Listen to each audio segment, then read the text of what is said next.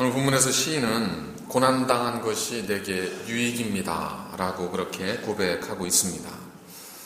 우리 이 말의 의미를 누구나 대부분 다 이해하고 있습니다. 고난당한 것이 내게 유익이다. 이제 며칠 전에 그 호주 오픈 4강전에서 우리 자랑스러운 한국의 그 정현 선수가 그 페더러와 함께 4강전을 치르지 않았습니까? 그래서 지금 한국 역사에 메이저 대회에서 4강전은 처음이니까 대단한 일이었죠. 그래서 온 국민의 그리고 전 세계 관심 속에 그 4강전이 치러졌는데 중간에 그 갑작스럽게 이제 게임이 기권이 되게 됐죠. 그래서 보는 분들도 참 의아해했고 속이 상하기도 하고 또 가슴이 아프기도 하고 아쉽기도 하고 이제 정현 선수가 계속 그 단계를 밟아가면서 그의 수고와 열심히 노력했구나 하는 것들이 평가가 되어지면서 그 평가는 또 금전적인 어떤 가치로 환산이 되어집니다. 그래서 2억을 벌었네, 7억을 벌었네 하면서 쭉 올라가죠. 그러다가 기권패를 하고 났더니 이제 뭐 운이 좋았다는 이야기도 나오고 또 여러 가지 많은 이야기들이 나왔죠. 그러다가 이제 그 이후에 왜 기권을 할 수밖에 없었는지가 사진을 통해서 또 정현 선수의 그 인터뷰를 통해서 이제 밝혀지게 됐지 않았습니까? 그러면서 찢겨진 그의 속살이 보이는 그의 발바닥을 보면서 많은 사람들이 장하다, 수고했다 하면서 또 이제 격려하고 위로합니다. 그러면서 이제 뉴스에서 정현 선수와 함께 보이지 않았던 발, 김연아 선수의 발이라든지 발레리나, 강수진 발레리나의 발이라든지 이런 것들을 한번 쭉 보여주더라고요. 우리는 수고의 열매가 분명히 있음을 우리 모두는 다 알고 있습니다. 그래서 다른 이들에게, 특별히 자녀들에게 열심히 수고해라. 그러면 수고와 땀의 열매가 반드시 있을 것이다 라고 이야기합니다. 그런데 이 수고와 고난이라고 하는 것은 대부분 우리가 좋아하는 것 그리고 우리가 원하는 방식과는 사실은 다른 방식으로 찾아옵니다. 아무리 테니스에서 우승을 하고 싶어도 그 땡볕에 나가서 하루 종일 그 공을 치고 또 웨이트 트레이닝을 하고 외로움 속에서 견디어내는 것을 기뻐할 선수들이 누가 있겠습니까? 거의 없죠. 우리의 삶에서도 마찬가지입니다. 고난을 견디어내야 되는 것들은 너무나 잘 알고 있지만 그 고난을 감당해내는 삶 자체는 우리 모두가 대부분 피하고 싶어하고 또 돌아가고 싶어 합니다. 그래서 돌아가기도 하지만 그러나 고난의 열매가 그 유익함이 있는 것처럼 우리가 마땅히 가야 할 길을 가지 않았을 때 우리가 감당해야 될 고난을 피한 대가 또한 우리에게 분명히 있다는 사실입니다. 17세기, 16세기에 그 인도 양의 모리셔스라고 하는 섬에는 그 드롱트라고 하는 새가 살고 있었습니다. 17세기까지 이제 드롱트라는 새가 살고 있었습니다. 이 새는 다행스럽게 그 섬에 천적이 없었습니다. 그러다 보니까 새가 날아다녀야 되는데 굳이 나를 필요가 없는 거예요. 그래서 더군다나 이 새 열매는 주로 나무 열매였었기 때문에 먹이는 풍성한 나무 열매 때문에 굳이 날아다니면서 나무에 올라가서 먹을 필요도 없고 그냥 떨어진 것만 주워 먹어도 충분했던 겁니다. 그러니까 이 드롱트가 점점 날지를 않고 걸어다니기 시작하는 거죠. 그러다 보니까 시간이 지나면서 이 새가 날개의 기능이 퇴화되기 시작합니다. 그런데도 이 드롱트는 전혀 문제될 게 없는 거예요. 왜냐하면 먹이는 널렸고 걸어다녀도 날 괴롭히는 자가 없고 그러니까 항상 그렇게 다녔습니다. 그러다가 1505년 그 주변을 지나가던 포르투갈 한 선박이 잠시 쉬기 위해서 이 모리셔스 섬에 정박을 하게 됩니다. 이제 선원들이 내려서 오랜 항해 동안 지쳤던 몸을 이제 달래기 위해서 먹을 것이 없나 찾아봤는데 지천에 새가 널린 거예요. 보통 한 20km 정도에서 23km 나간다고 하니까 통닭보다 훨씬 크죠. 그러니까 그런 새들이 널려 있는데 도망도 안 가고 날지도 못하는 겁니다. 그래서 선원들이 이 드롱트를 마구잡이로 잡아다가 이제 얼마나 단백질이잖아요. 얼마나 몸에 좋았겠습니까? 그래서 그 드롱트를 잡아먹기 시작을 한 겁니다. 그런데 이 섬에 선박이 그런 식으로 한두 번 정박하면서 사람만 왔다 갔다 한 것이 아니라 배와 함께 쥐들이 섬에 내리게 되고 사람이 기르던 이 원숭이들이 이 섬에 또 내리게 됩니다. 그러면서 쥐와 원숭이가 내려서 먹을 걸 찾는데 땅바닥에 알들이 먹이가 널려 있는 거죠. 그러니까 쥐와 원숭이도 그 드롱트의 알을 먹으면서 뭐 편안하게 이 그 섬에서 이제 정착을 하게 된 겁니다. 새는 날지도 못하죠. 알은 땅바닥에 널려 있죠. 뭐 포식자들은 이제 뭐 주워 먹는 거죠. 그렇게 한 100년 정도가 지났습니다.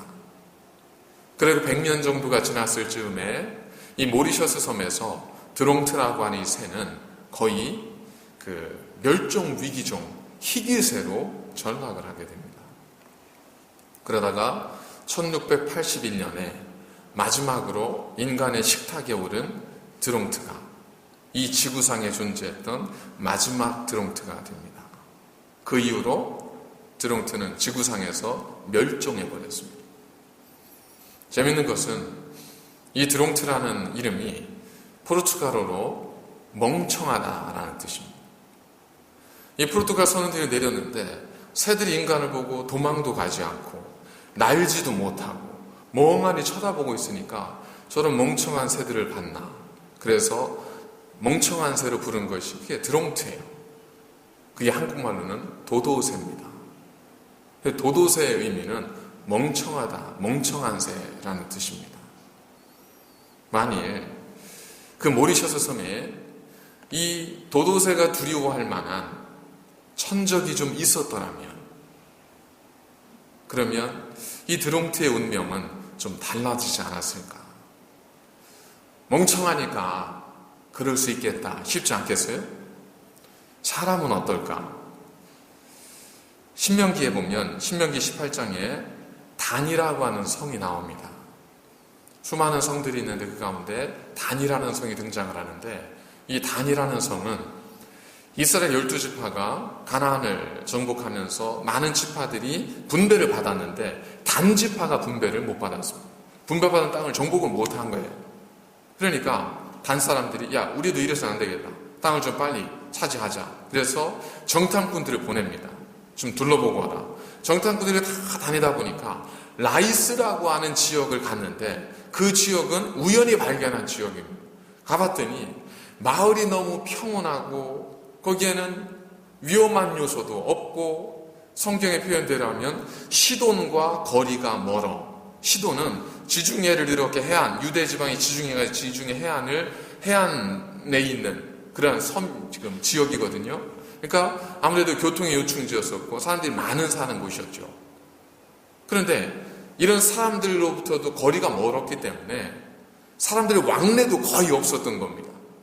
그러다 보니까 이 라이스 사람들은 다른 사람들로부터 구애받지 않아 편안했고 자기들은 농사 짓거나 뭐 동물들을 키워서 먹고 살기에 넉넉했고 그리고 다른 족속들이 땅을 점령하기 위해서 공격을 했지만 그러나 이 라이스 지역은 요새처럼 되어 있어서 사람들이 쉽게 발견도 못했어요. 그러니까 정탐꾼들이 보기에 야, 이 사람들은 평화롭고 모든 것이 부족함이 없어서 우리가 나중에 여기를 치면 손쉽게 얻을 수 있겠다. 그래서 정탐꾼들이 돌아가요. 그래서 그런 보고를 하고 군대를 이끌고 이 단지파가 이 라이스를 와서 라이스 거민을 정복을 하게 됩니다. 그리고 자신들이 정복한 그 라이스, 그 지역을 자신들의 조상들의 이름을 따서 단이라고 부르게 되는 겁니다. 이 사건으로 라이스라고 하는 이름은 지명 속의 역사 속에 또 사라지게 됩니다. 라이스 거민이 아니라 이후부터는 단지파가 되게 되는 거죠. 만일 이 라이스 사람들이 야 우리도 좀 준비해야 되지 않을까. 지금도 좋지만 이대로 사는 게 너무 편안하고 부족한 게 없지만 그러나 혹시 모르니까 우리도 좀 뭔가 준비해야 하지 않을까라는 생각만 했더라면 아마 이 라이스 사람들의 운명도 조금은 달라졌지 않았겠습니까? 고난이라는 것은 언제나 서두에 말씀드린 것처럼 우리가 좋아하지 않는 방식으로, 우리 익숙함을 깨트리는 방식으로 언제나 고난은 찾아옵니다. 우리가 하루 세끼 밥 먹는 걸 고난이라고 생각하지 않지 않습니까? 왜 그렇죠? 익숙하니까 그렇죠. 그런데 한국을 어떤 분이 방문을 하셨는데 이제 호주에 살면서 아침을 안 드셨던 분이에요. 한국을 갔더니 가족들이 얼마나 지극정성으로 대접해 주시겠어요. 아침마다 국밥을 주시는 거예요. 한 목사님의 이야기인데 가셨더니 아침마다 국이랑 밥이랑 해서 상을 차려주시는데 얼마나 좋은 일이에요. 그죠? 그런데도 불구하고 한국에 머무시는 동안 아침이 너무 힘들었대요. 평생은 아침은 안 드시고 살았는데 한국 가서 어쩔 수 없이 부모님이 주시는 이 밥을 먹어야 되니 너무 힘들었다는 거죠. 그럼 고난은 별게 아닙니다. 고난은 세상을 구원하기 위한 그런 것만이 고난이 아니고요. 고난은 대부분 우리에게 익숙하지 않은 것, 내가 좋아하지 않는 것, 그러나 어느 순간 우리가 해야 될 수밖에 없는 상황이 되었을 때 그건 우리에게 다 고난의 모습으로 찾아오게 된다는 겁니다. 어떤 분들 중에는 기도하지 않으면 견딜 수 없는 분들이 있어요. 그런가 하면 어떤 분들 중에는 기도하라고 하면 견딜 수 없는 분들이 있습니다. 이 차이는 뭐겠습니까? 다른 것이 아니라 기도에 익숙해진 분들은 기도하지 않으면 견딜 수 없는 거고, 기도가 전혀 익숙하지 않은 분들은 기도하면 견딜 수 없는 거예요. 여러분, 고난은 다른 게 아닙니다. 고난받는 거에 대해서 너무 큰 의미 부여하실 거 없습니다. 고난은 내가 하지 않았던 것, 그러나 하나님 내게 하라고 명령하신 것, 그것을 행할 때 우리가 느끼는 감정이 고난의 감정이에요. 그러나 그것은 대단한 것도 아니고, 그것은 세상을 구원하는 것도 아니고, 그것은 우리가 고군분투해 가면서 싸워야 할 어떤 것도 아닙니다. 그냥 안 해왔기 때문에 그런 거예요. 그런데 이 고난이 없이도 잘 살 수 있으면 괜찮은데, 이 드롱트, 도도새나 혹은 라이스의 거민들처럼 때로 우리가 마땅히 감당해야 될, 마땅히 우리가 가졌어야 될 이 고난과 익숙함과 편안함을 깨트리는 삶을 살지 않았을 경우에 어느 순간 우리에게 뜻하지 않은, 그것을 감당하지 않았음으로 인한 대가가 우리에게 주어질 수 있다는 겁니다. 그게 드롱트는 멸종이었습니다. 그리고 라이스 거민은 그 이름이 지워지는 것이었습니다. 이 땅을 살다가 하나님 앞에 섰을 때 우리가 준비되어 있지 않았으면, 우리가 주님의 십자가를 지고 살지 않았을 때 우리가 만날 그 최후의 삶은 영원한 심판입니다.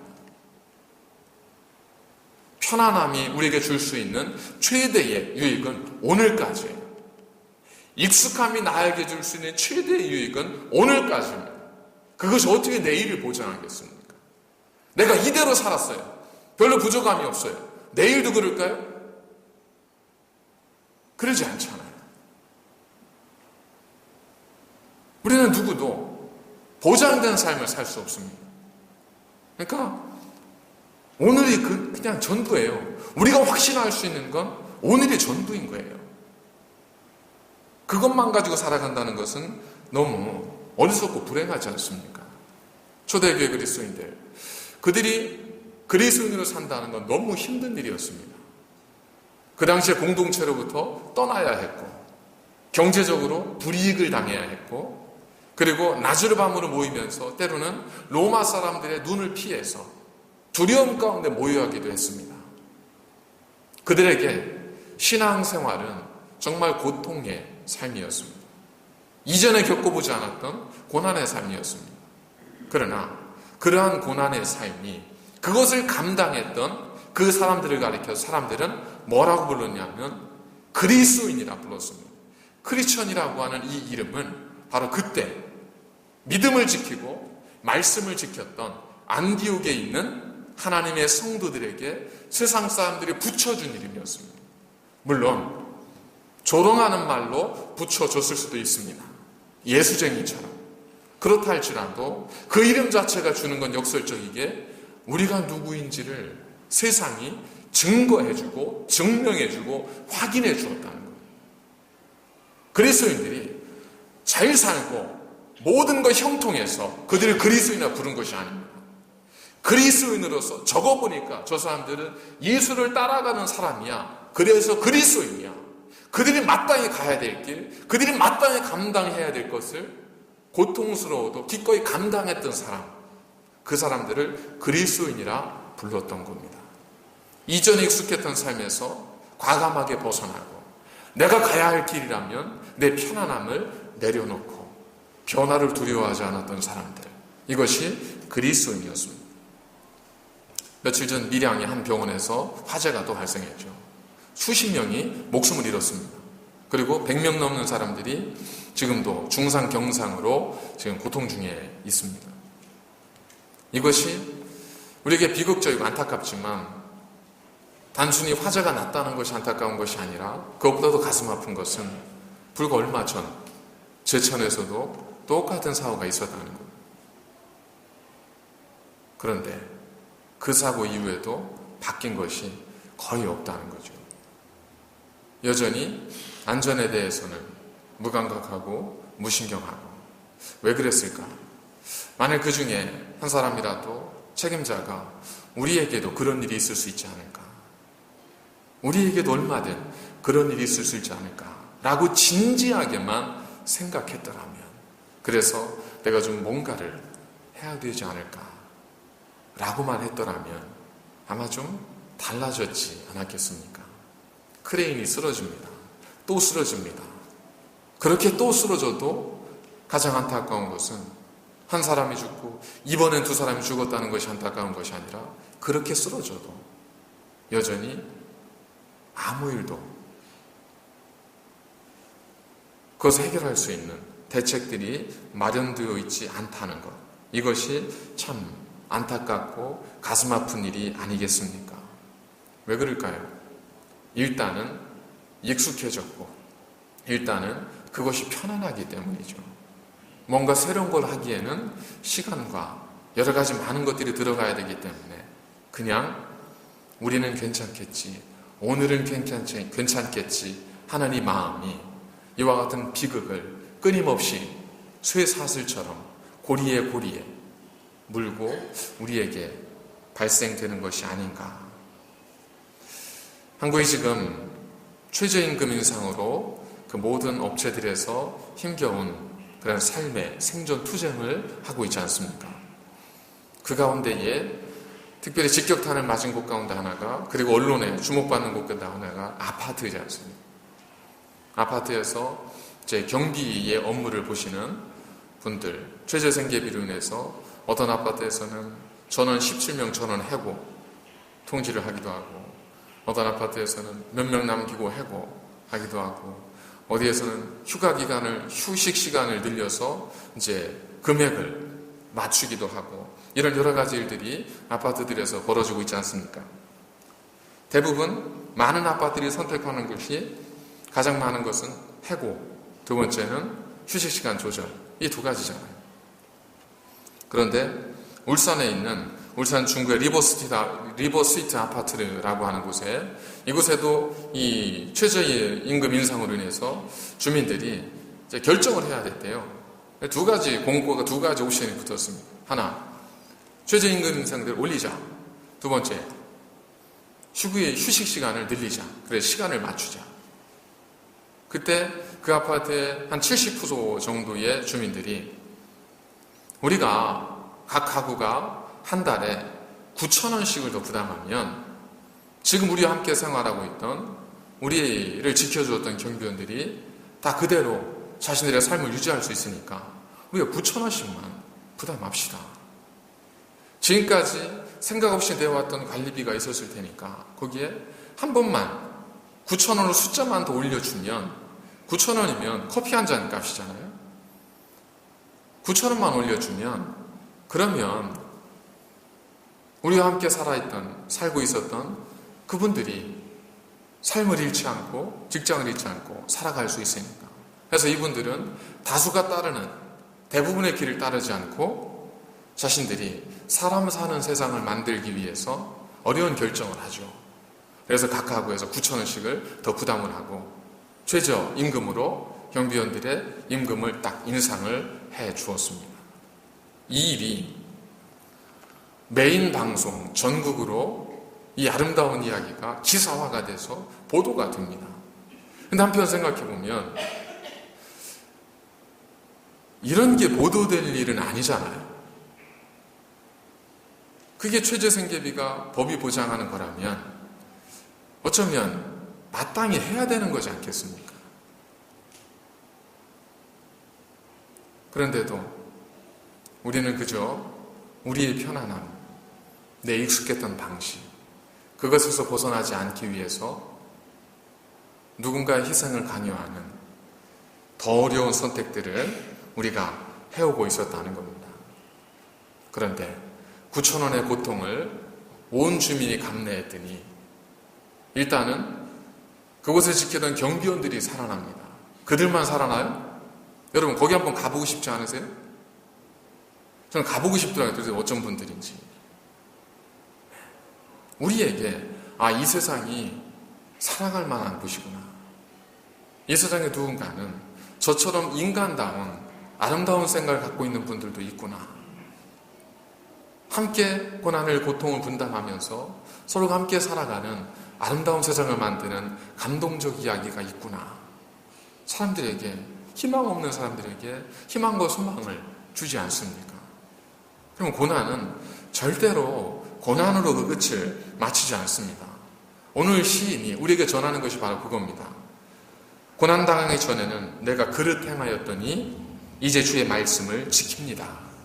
그의 고백은 이어집니다. 고난당한 것이 내게 유익입니다. 이로 말미암아 내가 주의 율례들을 배우게 되었기 때문입니다. 여러분 고난은 비록 우리의 익숙함에서 벗어나게 만들고 편안함에서 일어나게 만드는 아픔의 시간일 수 있으나 그러나 이 고난은 우리로 하여금 생각지 못했던 여러 부분에 있어서의 유익을 줍니다. 첫 번째는 아프니까 멈추게 됩니다. 우리가 어디로 가는지도 모르고 달려가고 있는 우리의 이 방향성을 점검할 수 있는 시간을 갖게 합니다. 여러분 열심히 사시다가 아무것도 못하고 딱 누워 계셨어요. 몸이 아파서. 그럼 어떻게 되죠? 몸이 아픈 것이 한탄스럽고 원망스럽고 세상이 원망스럽고 처음엔 그러겠지만 병상에 누워서 생각하게 되잖아요. 내 삶을 돌아보고 내 시간을 돌아보고 아무도 나를 안 찾아오네. 내가 이렇게 살았구나. 야, 많은 분들이 나를 위로해주고 나에게 찾아와 주네. 내가 그래도 부끄럽지 않은 삶을 살았구나. 여러분 고난은 우리의 삶을 돌이키게 만들어줍니다. 고난의 삶은 내가 어디로 가고 있는지를 우리를 점검하게 해줍니다. 이 정현 선수도 이 발바닥 엄청난 고난 때문에 멈추어 섰잖아요. 그거보다 조금 덜 아팠어 봐요. 어떻게 했겠어요? 계속 경기했겠죠? 이겼겠어요? 이기면 좋죠. 근데 오히려 더 큰 부상이 있을 수 있잖아요. 고난 때문에 때로는 멈추게 하기도 하고 때로는 아쉽지만 내가 어디로 가고 있는지를 돌아보도록 만들어 준다는 겁니다. 그래서 고난은 우리에게 큰 유익이 됩니다. 고난은 십자가는 그저 우리를 괴롭게 만드는 어떤 주일수의 형틀이 아니라 우리로 하여금 마땅히 가야 될 길과 우리로 하여금 마땅히 해야 될 일을 정확하게 알려주는 그러한 나침반과 같은 역할을 우리에게 한다는 겁니다. 자, 그렇다면 시인은 고난을 통해서 하나님의 말씀과 율례를 알게 되었다고 이야기합니다. 이 말은 무슨 얘기냐면 고난을 통해서 내가 어디로 가야 될지 내 삶이 어떤 방향으로 나아갈지를 하나님의 말씀으로 깨닫게 되고 그 길로 방향 전환을 이루게 되었다는 거죠. 그렇습니다. 고난이 오면 하나님의 말씀을 보게 되기도 해요. 그러나 하나님의 말씀이 우리에게 고난처럼 다가올 수도 있습니다. 하나님의 말씀이 우리에게 고난과도 같이 우리의 방향을 바꾸는 어떤 그 기계로 우리에게 다가올 수도 있습니다. 여러분 오케스트라를 연주하는 곳에 가보면 저는 그게 궁금했었거든요. 왜 미리 조율을 안 하고 꼭 올라와서 앉아있는데 거기서 그 튜닝을 할까 했는데 다 이유가 있더라고요. 현악기 같은 경우는 굉장히 온도와 습도에 민감해서 이건 아무리 사전에 조율을 해도 무대 위에 딱 올라오면 관중들의 열기 혹은 에어컨 혹은 히터 이런 것들 때문에 이 현악기들은 주로 그걸 조율을 다시 해야 된대요. 그래서 조율을 하죠. 어떻게 조율을 하죠? 마스터가 오보에에게 명령을 내린다고 해요.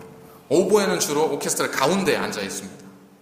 가운데에 앉아 있는데 오보에가 이제 A음, 라음을 딱 불면 그러면 다른 악기들이 이제 바이올린부터 시작해서 악기들이 다 음을 거기에 맞추는 거예요.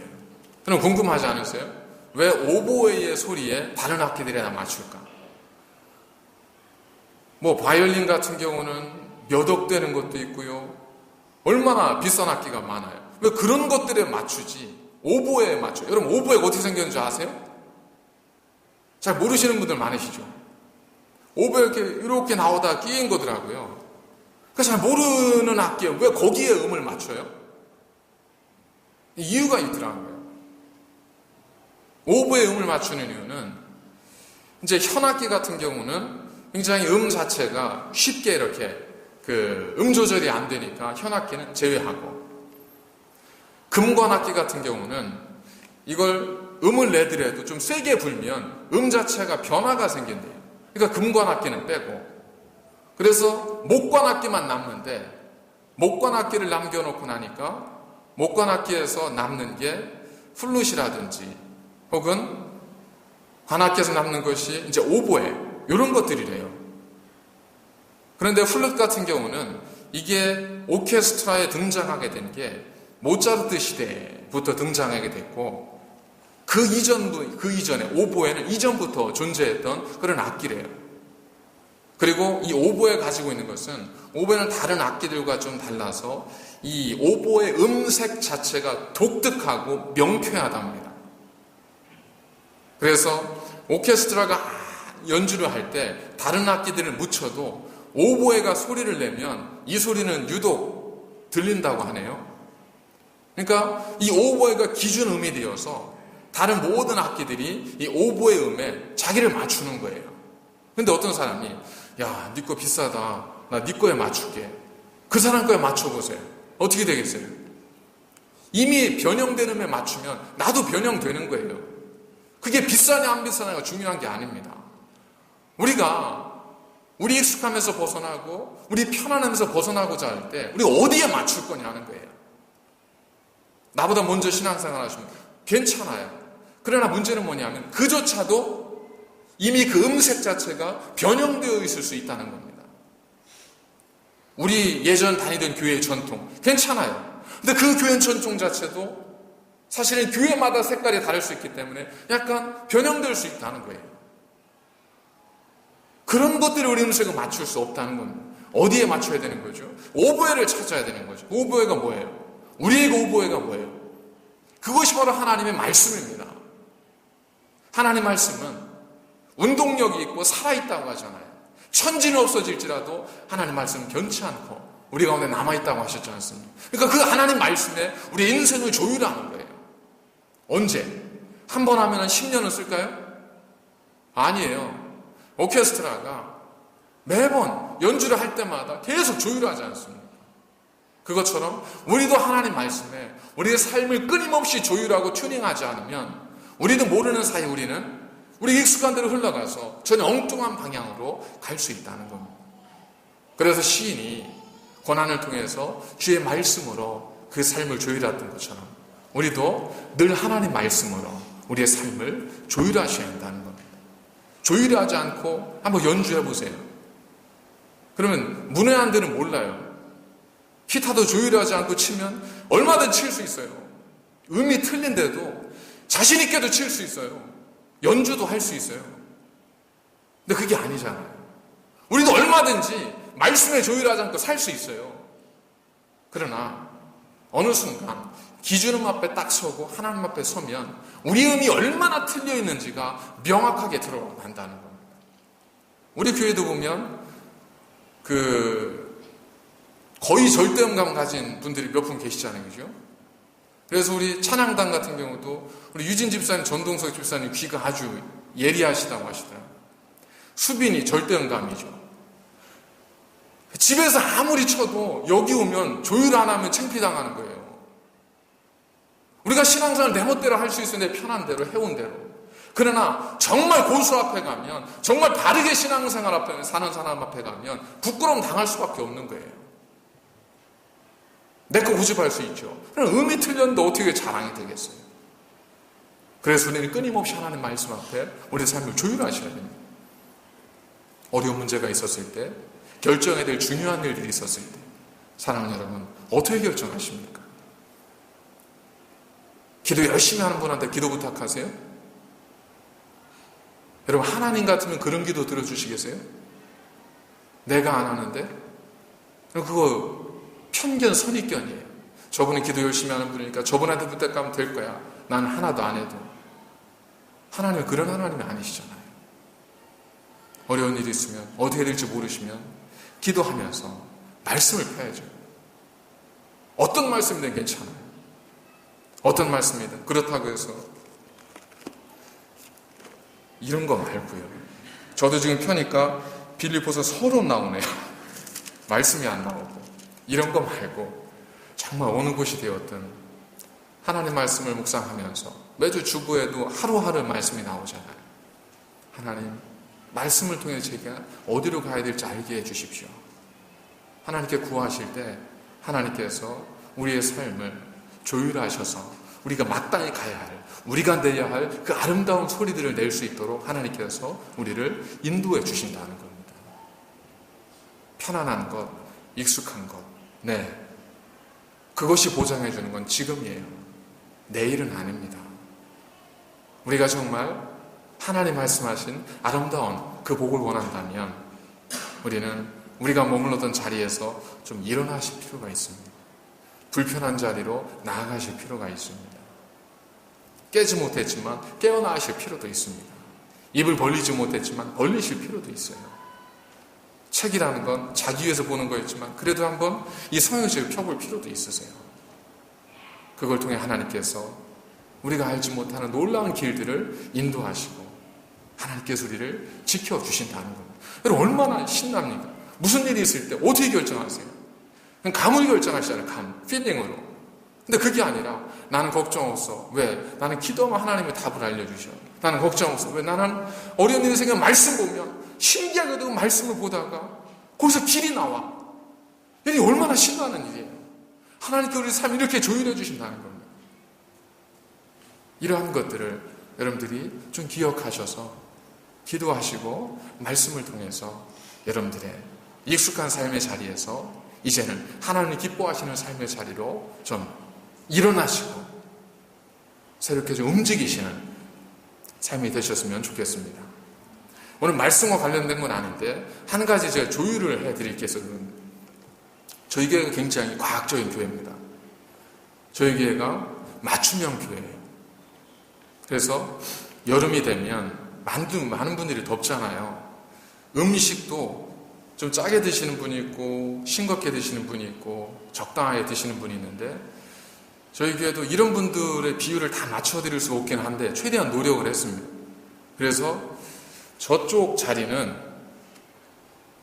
주로 에어컨을 소리만 들으면서 시원하다고 느끼는 분들은 저쪽 자리에 앉으시면 돼요.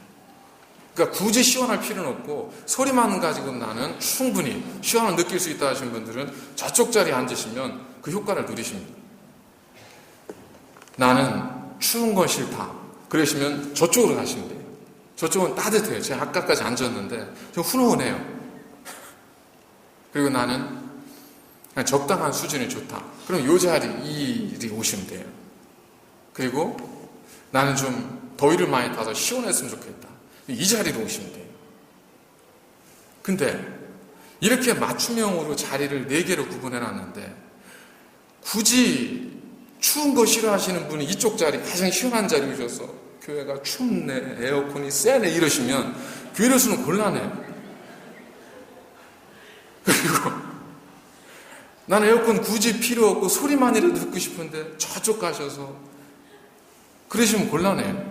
그러니까 자리를, 우리 교회가 이게 자리별로 잘 세팅이 되어 있다는 걸 기억하셔서 너무 나는 이 자리에만 앉았으니까 이 자리에만 앉지 마시고 이거 좀 골라 앉으세요.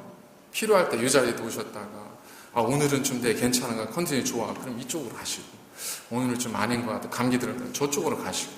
자꾸 삶이 좀 바뀌어야지. 보면 항상 앉았던 자리만 계속 앉으시잖아요. 그러면서 춥고 덥고 여기는 그렇고 그러지 마시고 이렇게 바꾸세요. 좀 신앙도 그냥 계속 그 자리만 계시면서 안 되고 하나님이 안 들어줘 그러지 마시고, 찬양하는 자리에도 가시고, 말씀 보는 자리도 가시고, 더 예배 드리는 자리도 가시고, 목장 모임에도 가시고, 그래서 한번 이렇게 변화를 줘보세요. 거기 가면 기도하는 사람들이 모여 있잖아요. 그럼 찬양하는 사람들이 모여 있잖아요. 그러니까 그러면서 삶의 좀 어떤 활력도 얻으시고 그 유익도 누리시면 좋지 않겠습니까? 저는 거의 확신하는 게 있어요. 다음 주에 거의 안 바뀔 거예요. 거의 그 자리에 계실 거예요. 그건 알지만 그래도 전해야 되는 책임이 있잖아요. 듣는 분의 목도 있지만 전하는 자의 책임도 있지 않습니까? 그래서 오늘 말씀도 전하는 거예요. 기도하실 수도 있고 성경을 보실 수도 있고 안 보실 수도 있지만 전하는 자의 사명은 전하는 거기 때문에 여러분, 기도와 말씀의 자리에 나오십시오. 기도하십시오. 그래야 에어컨도 자리 찾아가십시오. 그래서 편안함 속에서 예배 드리십시오. 부디 어떤 것이 되었든 이와 같은 우리의 편안함을 거부하는 아름다운 삶을 통해서 여러분들께 하나님께서 여러분들 삶에 큰 복과 은혜로 채워주시기를 주의 이름으로 간절히 축원을 드립니다. 기도하시겠습니다. 걸어가신 하나님 감사를 드립니다. 너무 익숙해서 잊어버렸던 우리의 주신 사명과 우리의 책임과 우리의 삶의 자리를 이제 두려운 마음으로 깨닫게 하시고 기억하게 하셔서 저희들이 마땅히 가야 될 그 길을 믿음으로 달려갈 수 있는 하나님의 거룩한 능력의 백성들이 되게 하시어 우리의 삶과 가정 위에 하나님 약속하신 말씀의 축복이 언제나 충만케 넘쳐나게 하여 주시옵소서. 예수님의 이름으로 간절히 기도드립니다.